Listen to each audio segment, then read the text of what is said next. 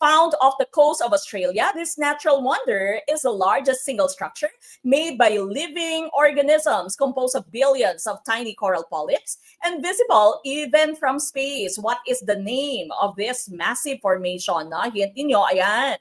Off the coast of Australia, composed of billions of tiny coral polyps. What is this? I see letter D as the Great Barrier Reef, no? And then of course, letter D is opaque, okay? So, the Great Barrier Reef, ang ating hinahanap, Amazon rainforest, no? This is the largest rainforest that we have.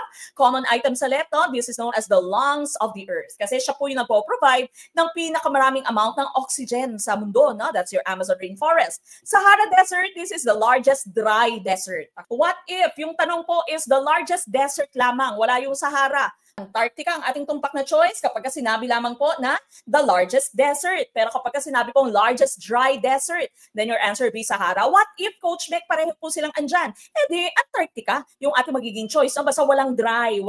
The largest desert, hindi specify na dry siya at nandyan yung Sahara at saka Antarctica. Antarctica yung ating magiging choice. Okay? Mount Everest, of course, this is known to be the tallest mountain from the surface of the earth, no? So, pinakamatangkad siya from the surface of the earth. But if you are going to consider underneath, mula doon sa sea floor, yung ating po magiging sagot is your Mauna Kea, no? Mauna Kea from Hawaii.